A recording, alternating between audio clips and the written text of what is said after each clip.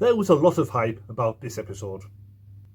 The synopsis was very vague, the guest cast was redacted, and the cast and crew barely had anything to say about it. Being one of the 60th anniversary specials, there were all sorts of rumours flying about, with speculation that any number of past Doctors and companions could show up. Sadly, none of that turned out to be true. It was just a standalone SF horror story. But it was a very good one nonetheless.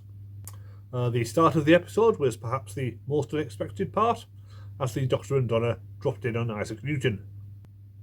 There's already a lot of right-wing commentators complaining that the actor is half Indian. The same people who were complaining about the use of pronouns and trans characters in the last episode. I think they do have more of a point here.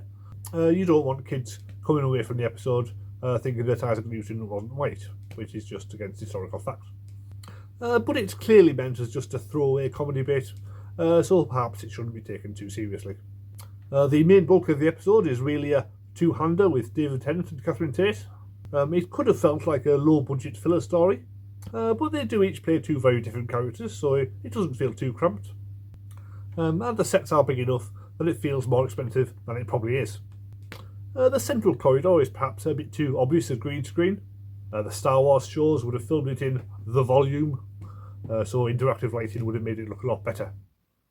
But all the other sets are very well done. There is a wonderfully spooky atmosphere about the first 20 minutes or so, where it's just the Doctor and Donna wandering around the empty ship, never knowing what's going to be around the next corner. It feels like the opening episode of a Hartnell story, or more recently, The Ark in Space. The turning point comes when it becomes clear that aliens are on board and have taken the forms of Doctor and Donna. And the rest is really one big chase scene, peppered with interludes where the Doctor and Donna play Spot the Imposter. There's lots of visual trickery employed to sell the illusion of the evil doubles, starting with a really clever shot that follows Donna as she walks out of the room, only to see another Donna come in at the opposite end of the room. And watching it back, it becomes clear that they cut to a double in the middle of the opening shot.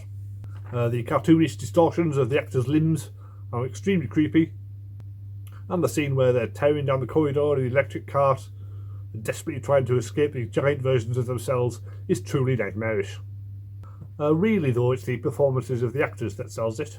You couldn't tell this sort of story with a new TARDIS team, but Tennant and Tate are so established in their roles that seeing them look exactly the same, but acting slightly off, is deeply unsettling, like you're watching AI doubles. Catherine Tate probably has the best acting scenes, with a wonderful monologue where she imagines how her family will be coping without her. And as the evil Donna, she also gets the wonderful line, "I saw everything that happened to you and it hurt," which feels like a comment on what Russell T Davies thought about the last 2 years of the show. The final scene was mostly a teaser for the next episode, but it did give us a really nice cameo from Bernard Cribbins as Wilf. It seemed to be setting him up as a big part of the next episode, but sadly the behind-the-scenes show, Doctor Who Unleashed, reveals that it was the only scene they managed to shoot with him before he suddenly died. It's sad, but at least we got to see him perform one last time. Overall, it's a fantastic episode with spectacular visuals and standout performances by the lead actors. It feels very much like other experimental episodes like Midnight or Listen. And I'm glad that there was room to do one story like this between the big crowd-pleasing episodes that were last week and presumably next week. But I have to say I am starting to get a bit worried about the whole 60th anniversary aspect. Yes, we got one of the best Doctor companion teams back for 3 whole episodes, and the Toymaker is coming back next week. But apart from that, they really just feel like normal episodes. It seems that because Chibnall used Daleks, Cybermen, the Master, and brought back lots of old Doctors and companions in the Power of the Doctor, there wasn't much left over for the new team to use in these specials, so they could end up feeling not quite as special as they should. But you never know, next week there could be all sorts of surprises which could turn everything round.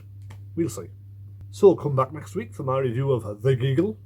I've heard some rumours about the regeneration that I am not happy about. I hope they aren't true, and Ncuti Gatwa can just get on with being the one and only official Doctor. I guess we'll find out soon. See you next time.